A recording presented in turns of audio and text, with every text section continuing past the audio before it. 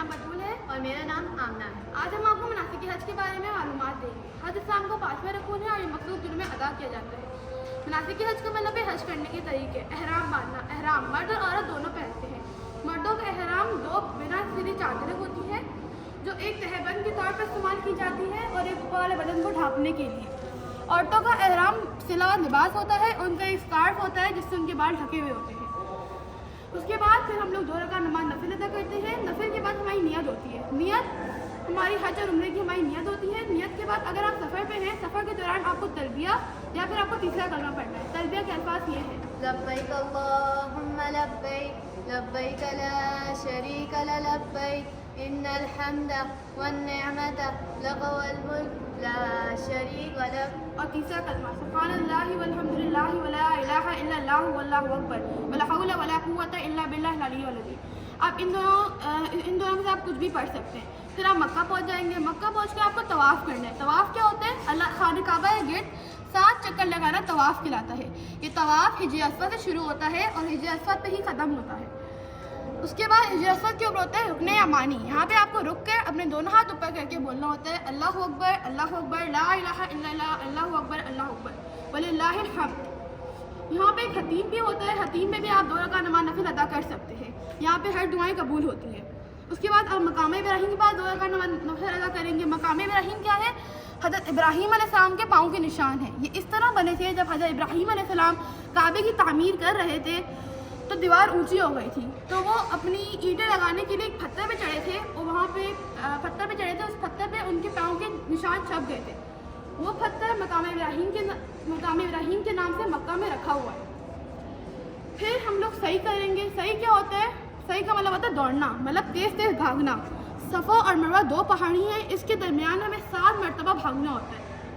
ये हम बीबी हाजिरा हज़रत इस्माइल अलैहिस्सलाम की याद में भागते हैं। वहाँ पे एक ग्रीन लाइन लगी होती है, वो इस बात को वाज़ेह करती है वहाँ पे बीबी हाजिरा भागी है।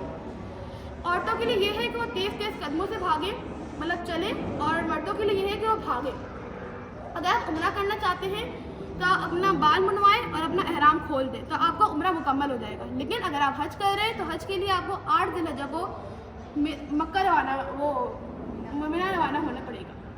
जैसे कि बतूल ने बताया कि 8 ज़िलहज को हम मिना की तरफ रवाना होते हैं। 8 ज़िलहज को हाजी मिना में ठहरते हैं, क़याम करते हैं।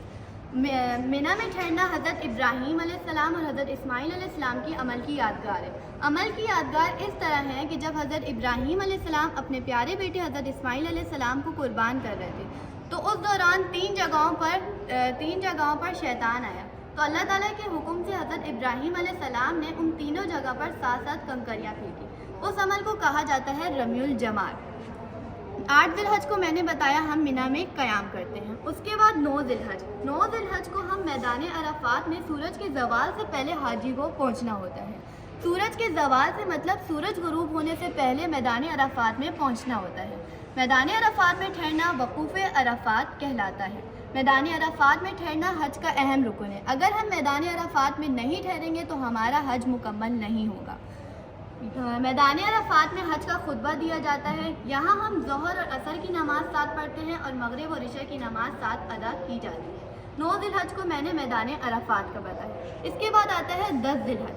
10 ज़िलहज को हाजी मुज़दलिफ़ा में 10 ज़िलहज की रात को क़याम करते हैं। मुज़दलिफ़ा अब क्या है? मुज़दलिफ़ा हमारे पास एक मैदान है, यहाँ पर मिट्टी होती है और कंकरियाँ। मुज़दलिफ़ा में हाजी कंकरियाँ जमा करते हैं रम्युल जमार के लिए। 10 ज़िलहज की सुबह को हाजी मिना रवाना होते हैं दोबारा। मिना में 3 दिन क़याम करते हैं रम्युल जमार के लिए। फिर रम्युल जमार करने जाते हैं रमी करने। रमी का मतलब होता है शैतान को कंकरियाँ मारने जाते हैं। 10 ज़िलहज को हाजी कंकरियाँ मारते हैं। उसके बाद कुर्बानी की जाती है। कुर्बानी जो है हाजी वहाँ करते हैं जहाँ उनकी रिहाइश होती है। कुर्बानी के बाद बाल मुंडवाए जाते हैं। बाल मुंडवाने को हल कहा जाता है और तराशने को कसर कहा जाता है। मर्दों के लिए ये है कि बाल मुंडवाना उनके लिए ऐसा है कि वो अपने सर को गंजा करवाएंगे और औरतों के लिए ये है कि वो अपने बाल 1 इंच कटवाएंगे। इसके बाद आता है बैतुल्लाह का तवाफ़ ज़ियारत। तवाफ़ ज़ियारत जो है हमारे पास जैसे हम उम्रा करते हैं उसी तरह सारे स्टेप हैं। जैसे तवाफ़ करना, उसके बाद मकाम इब्राहीम के बाद 2 रकात नफिल अदा करना, उसके बाद सफ़ा और मरवा के दरमियान 7 चक्कर लगाना। ये हो गया एक तवाफ़ ज़ियारत। अब दूसरा है तवाफ़ विदा। طواف ودا ہم اس وقت ادا کرتے ہیں کہ جب ہماری مکہ مکرمہ سے روانگی ہو رہی ہوتی ہے، ہم اپنے وطن کی طرف واپسی جا رہے ہوتے ہیں، اس وقت ادا کیا جاتا ہے۔ طواف ودا اب ہمارے پاس اس طرح نہیں ہے کہ ہم عمرہ ہی کریں گے، اس میں صرف ہم بیت اللہ کے ساتھ چکر لگائیں گے، وہاں ہمارا طواف ودا مکمل ہو جاتا ہے۔ حج ہمارے پاس 9 ہجری میں فرض ہوا۔ ہمارے پیارے نبی صلی اللہ علیہ وآلہ وسلم نے اپنی پوری زندگی میں ایک حج ادا کیا جو حجۃ الوداع کے نام سے مشہور ہے۔ شکریہ۔